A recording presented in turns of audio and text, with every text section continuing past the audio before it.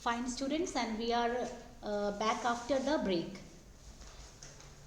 We have to start the topics concept of key, then we will proceed further with other topics like constraint, database में type of SQLs पे भी आ जाएंगे हम. यहाँ से शुरू करते हैं. कीज का कॉन्सेप्ट क्या है? प्राइमरी की a very important question from the point of view of exam. Direct definition आ सकती है क्वेश्चन में. एक टेबल दिया है, उसमें से प्राइमरी की आइडेंटिफाई करना, ये case study type of question बन जाता है. देन जॉइंट टेबल्स में भी हमारा जो कॉन्सेप्ट है कि कहाँ पर ये प्राइमरी की है या फॉरेन की है, ये समझना, ये एक कॉन्सेप्ट है. तो कीज़ क्या है? जैसा कि अभी हम लोग डिस्कस करना शुरू कर चुके थे, keys are the important columns which are able to identify the record uniquely in any relation और टेबल. कीज़ ये होते हैं. यहाँ पर प्राइमरी की बात करें तो प्राइमरी की वो टपल है, वो कॉलम है जो किसी रिकॉर्ड को यूनिकली आइडेंटिफाई करने में हेल्प करता है. Now it is not necessary that only a single column becomes a key. It can be a group of columns also. Group of columns also can be used as a primary key. कभी कभी ऐसी स्थितियां होती हैं कि एक single column से हम यूनिक आइडेंटिफिकेशन ऑफ रिकॉर्ड नहीं कर सकते. उस केस में हमें दो या दो से ज़्यादा कीज़ के कॉम्बिनेशन को प्राइमरी की के तौर पर यूज़ करना होता है. So a table can have only one primary key. Very important point. किसी भी टेबल में केवल और केवल एक ही प्राइमरी की हो सकती है. This you must know. This can come as a objective question also. ठीक है. प्रॉपर्टी क्या है प्राइमरी की? इट कैन बी,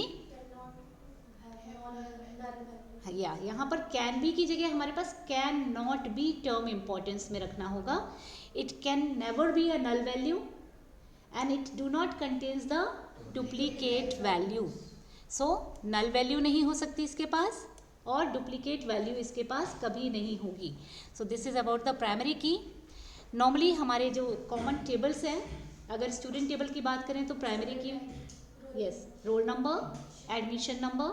अगर एक सिटीज़न की बात करें या पर्सन की बात करें तो हमारे पास एडमिशन नंबर. अगर हम रेलवे रिजर्वेशन सिस्टम में हैं तो PNR नंबर. और इंडिया के एक सिटीज़न के लिए सबसे कॉमन एंड पॉपुलर प्राइमरी की बन सकता है आधार नंबर. ठीक है. कैंडिडेट की.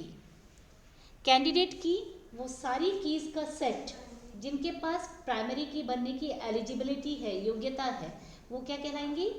कैंडिडेट की. तो एक टेबल में एक से ज़्यादा कैंडिडेट्स ऐसे हो सकते हैं जो प्राइमरी की बनेंगे. So candidate key is the set of keys. They are the multiple keys. They have the candidature.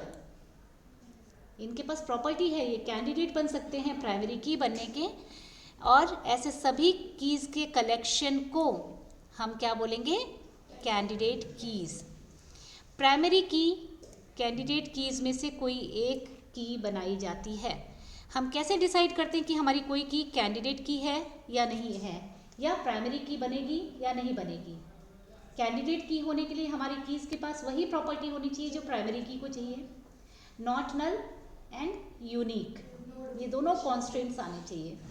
Empty नहीं होगा वहाँ पे वैल्यू, डुप्लीकेट नहीं होगा, तो वो कैंडिडेट की बन सकती है. Now how will I decide a primary key? If student table is there, roll number is important. If that particular table is a person table, roll number से ज़्यादा इम्पॉर्टेंट वहाँ पर क्या हो जाएगा?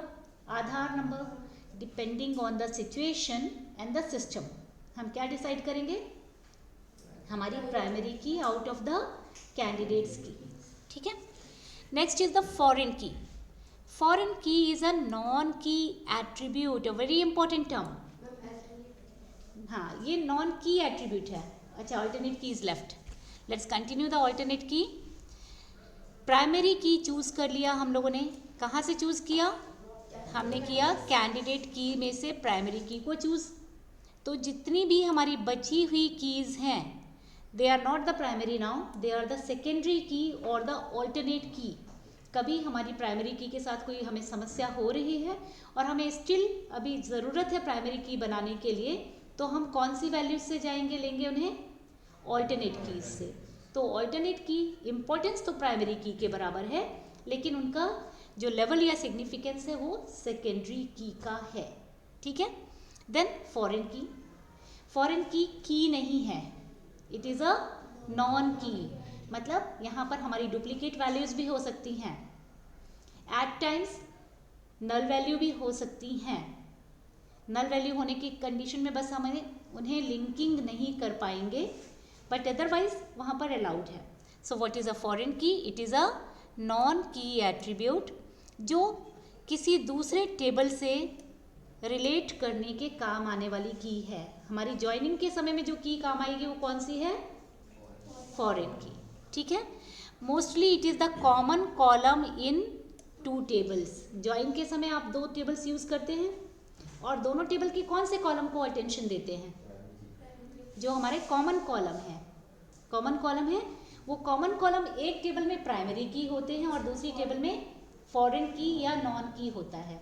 ठीक है।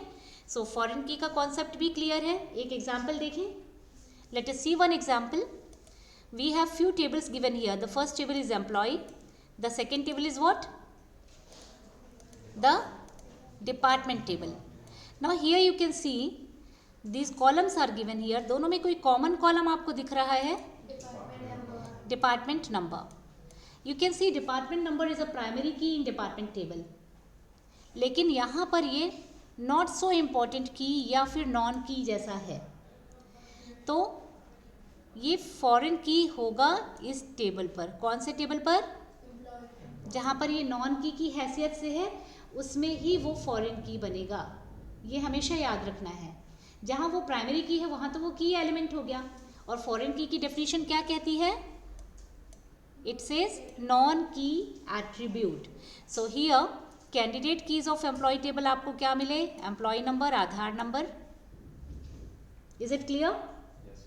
You all agree for that? Yes, then primary key of employ table कौन कौन से हैं या कौन से हैं? कौन सा क्वेश्चन सही है? कौन कौन से हैं या कौन से हैं? कौन से हैं, क्योंकि प्राइमरी की केवल और केवल एक होती है। तो यहाँ प्राइमरी की क्या मिला? Amp number. डिपार्टमेंट टेबल की प्राइमरी की डेप्ट नंबर, और फॉरेन की एम्प्लॉय टेबल में क्या है? डेप्ट नंबर है, क्योंकि ये दोनों टेबल में कॉमन है और डिपार्टमेंट टेबल में प्राइमरी की है। जब भी आपको क्वेश्चन में फॉरेन की खोजने का काम आएगा, this is also a important question of your board exam, foreign की आइडेंटिफाई करना। ऐसे क्वेश्चंस कॉमन है, आते हैं। आइडेंटिफाई करते समय आपको फॉरेन की उसी को बोलना है जो नॉन की है। दिख तो दोनों टेबल में रहे हैं तो नो कन्फ्यूजन एट ऑल। जहाँ प्राइमरी की है वहाँ पर मत लेना। अब जो गलतियाँ होती हैं वो क्या होती हैं? आप प्राइमरी की केवल वैल्यू देखकर समझ लेते हैं। कई बार हम एग्ज़ाम में जो क्वेश्चन आता है वहाँ पर वैल्यू रिपीट नहीं हो रही है, और आप उसे देख करके प्राइमरी की समझ लेते हैं। किसी भी कॉलम को आपको टेबल के इम्पोर्टेंस के हिसाब से प्राइमरी की समझना है। यहाँ पर हो सकता है एम्प्लॉय टेबल में डिपार्टमेंट की 4 वैल्यूज़ दी हों और चारों यूनिक हो, बट क्या वो प्राइमरी की होंगी? नहीं। यहाँ पर प्राइमरी की एम्प्लॉय नंबर ही होने के चांसेस ज़्यादा हैं। तो ये समझना बहुत इंपॉर्टेंट है, यहाँ कन्फ्यूजन्स नहीं करना है। ये भी 1 मार्क का क्वेश्चन जनरली बनता है। आइडेंटिफाई द फॉरेन की। तो फॉरेन की हमेशा कौन सा एलिमेंट होगा? नॉन की एलिमेंट। ठीक है। और नॉन की एलिमेंट की पहचान कैसे होगी? किसी ना किसी दूसरे टेबल में वो की एलिमेंट या प्राइमरी की होगा। Is it clear? Now candidate keys और ये एग्जाम्पल्स आपके पास हो चुके हैं। Let us come to the topic MySQL. MySQL is what? Relational database management system. और किस तरह का relational database management system? Open source. तो आपको एक एग्जाम्पल मिल गया ओपन सोर्स सॉफ्टवेयर का, MySQL। ये सॉफ्टवेयर SQL पर बेस्ड है। What is SQL? Structured query language. इस लैंग्वेज को यूज़ करके इसके अंदर की क्वेरीज हम डेवलप करते हैं और यूज़ करते हैं। फीचर्स ऑफ MySQL, ये क्वेश्चन भी आपके एग्जाम के लिए एक इम्पॉर्टेंट क्वेश्चन बन सकता है। ओपन सोर्स है सबसे पहली property, popular relational database management system है। पोर्टेबिलिटी, किसी भी सिस्टम में इंस्टॉल और रन किया जा सकता है, किसी भी हार्डवेयर और ऑपरेटिंग सिस्टम में ये इक्वली वर्क करता है। ये इसका पोर्टेबिलिटी फीचर है। Security features as a database, इसके पास स्ट्रॉन्ग फीचर्स हैं। Connectivity with the languages like Python and Java, आपने अपने सिलेबस में भी पाइथन के साथ कनेक्टिविटी MySQL की देखी होगी, या आगे जब प्रोजेक्ट बनाएंगे you can learn about it.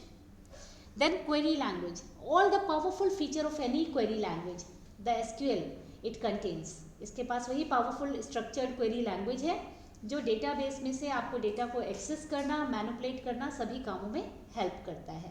So all the features are quite clear, ठीक है। Let me come to the new thing that is type of SQL। कितनी तरह के SQL कमांड्स हैं जो आप MySQL के सिलेबस में क्लास 11th में देख चुके हैं। दैट्स अ फ्लैशबैक थिंग, आप याद करेंगे, आपने DDL क्वेरीज देखी थी और DML क्वेरीज देखी थी। DDL क्वेरीज में आपके पास में create, alter, drop. I normally say just remember the three things CAD, and then CAD is the short form to remember the DDL query. DDL query में कौन सी queries आएंगी? वो queries जिसमें हम टेबल के या ऑब्जेक्ट के स्ट्रक्चर पर काम करते हैं। पॉइंट क्लियर है? अब ऑब्जेक्ट क्या है हमारा, एक एग्जाम्पल है ऑब्जेक्ट का टेबल या रिलेशन। तो टेबल को क्रिएट करना, कॉलम्स को ऐड या डिलीट करना, मॉडिफाई करना, और टेबल को डिलीट करना, जिसे कि हम कहते हैं dropping the table, drop table. और यही 3 क्वेरीज आपके सिलेबस में हैं in the form of DDL queries. Then DML queries में हम लोगों ने बहुत डिटेल में पढ़ा हुआ है select, insert, delete and update, SIDU, select, insert, update, delete. Structure बन जाने के बाद डेटा देखना, इनपुट करना, डेटा में चेंजेस करना और डेटा को डिलीट करना, ये 4 काम करने वाली जो क्वेरीज हैं वो हमें किस कैटेगरी में मिलेंगी? DML क्वेरीज में, ठीक है। So here we work with the records, ये इसकी पहचान है। हम किस पर काम करते हैं DML क्वेरीज में? रिकॉर्ड्स। और DDL क्वेरीज में हम क्या करते हैं? हम टेबल के स्ट्रक्चर, डेटाबेस के स्ट्रक्चर पर काम करते हैं। Creation of structure, work on structure DDL, work on data is DML। I hope no confusion at this part. इसी के साथ आप एक चीज़ और याद रख सकते हैं, जब भी हम DDL क्वेरीज रन करते हैं या बनाते हैं उसमें ऑब्जेक्ट का नाम आता है। आप सोचेंगे और पाएंगे कि जितने भी आपकी क्वेरीज हैं, क्रिएट, इसके बाद वर्ड आता है टेबल, ड्रॉप वर्ड आता है टेबल, देन ऑल्टर टेबल, फिर टेबल का नाम आता है। जितनी भी DML क्वेरीज हैं वहाँ टेबल वर्ड नहीं आ रहा है, आप सीधे टेबल का नाम यूज करते हैं। Insert into employee, select all from employee, ठीक है, डिलीट फ्रॉम एम्प्लॉई। यहाँ पर टेबल का या ऑब्जेक्ट का सीधे नाम आ गया, तो ये कैसी क्वेरी है? DML। पहचान करने के लिए काफ़ी है ये पॉइंट। और लिखते समय भी ध्यान रखना है कि ये वर्ड DDL क्वेरी है तो हमारा टेबल वर्ड या हमारा ऑब्जेक्ट का वर्ड मिस नहीं होना चाहिए, उसके बाद ही नाम आता है। क्योंकि हम बता रहे हैं टेबल एम्प्लॉई को डिलीट करो, लेकिन यहाँ पर हम सीधे बोलते हैं एम्प्लॉई में वैल्यू इंसर्ट करो। तो डिफरेंस क्लियर है? So create, alter, drop, select, insert, delete and update, इनके फंक्शंस भी आपको यहाँ पर लिखे हुए दिख रहे हैं, आपको क्लियर भी हैं। थोड़ा सा और प्रैक्टिस करेंगे तो हमारे रिवीजन बहुत जल्दी कंप्लीट होगा। Next is few basic commands of the database. यहाँ सब आपके 1 मार्क्स कैप्चर करने वाले पॉइंट्स हैं।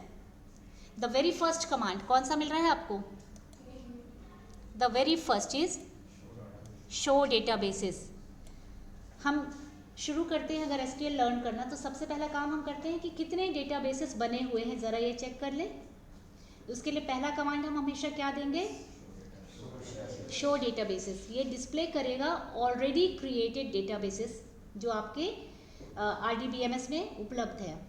शो डेटाबेसेस के बाद दूसरी चीज़ हम क्या कर सकते हैं, जब हम टेबल बनाना चाहते हैं उसके पहले जनरल हैबिट हमारी होती है कि हम देखें कितने टेबल्स बने हुए हैं और कौन कौन से हैं।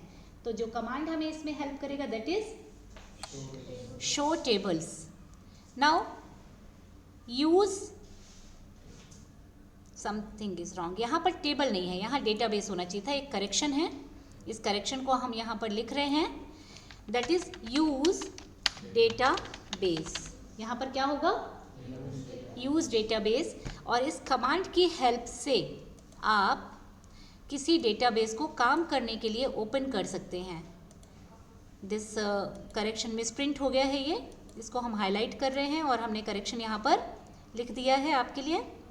इसका पर्पस क्या है, opens a database for working. आपका कोई भी डेटाबेस बना हुआ है उसको काम करने के लिए ओपन करता है। तो कमांड हमारा क्या है, यूज डेटाबेस, ठीक है।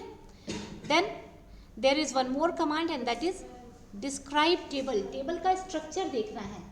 कभी कभी हम चेंजेस करना चाहते हैं तो हम पहले स्ट्रक्चर देखते हैं, उसके बाद ही हम चेंजेस करते हैं। तो स्ट्रक्चर देखने के लिए जो कमांड है वो क्या है, describe table. It will show you the name of all the columns, और कॉलम के सभी टाइप्स या डिस्क्रिप्शन जो भी हैं वो बताएगा। So this is the very basic part, describe table. Now what are the data types that are available in the MySQL। जो डोमेन वाला क्वेश्चन आया था आपका कि डोमेन कहाँ से आता है, तो इन्हीं डेटा टाइप की हेल्प से हम डोमेन डिसाइड कर पाते हैं किसी भी कॉलम का। क्या क्या डेटा टाइप है आपके पास, इंटीजर, फ्लोट और decimal, then char, varchar, date, time. Numeric data type is also there. कहीं कहीं पर ये SQL प्लस में नंबर डेटा टाइप कहलाता है। तो अभी आपके कॉमन यूज़ के लिए इंटीजर, इसको हम शॉर्ट में इंट भी लिखते हैं। डेसिमल्स को यूज़ करते समय हम फ्लोट यूज़ कर लेंगे। Char for short length text, varchar for lengthy text और the remarks, date in the format of, date की एंट्री करते समय हमें उसे डबल कोटेशन लगाना होता है। Time in the format of, सभी वैल्यूज सिंगल और डबल कोटेशन में लिखनी होंगी एक्सेप्ट इंटीजर एंड डेसिमल। यानी हमारे जो नंबर्स हैं उनको हमें नॉर्मल लिखना है, लेकिन बाकी सभी को हमें क्या लिखना है, सिंगल या डबल कोटेशन में। अभी हमने पिन कोड बनाया, suppose pin code character type का, तो उसे कैसे लिखेंगे, I want to enter the value for pin code, और पिन कोड हमारा है कैरेक्टर टाइप का या वैरकैर। सपोज हमने 6 length of character pin code लिया है, तो उसे जब हम बनाएंगे तो कैसे करेंगे, quotation, I will be using the quotation. ये नंबर्स दिख रहे हैं लेकिन इनकी प्रॉपर्टी नंबर्स की नहीं है, ठीक है। सो data types part is done and in the next session I will start with working with DDL commands. So I end it here again for another break. I hope you all are going to start the revision and this complete revision will be helpful for you all. Thank you.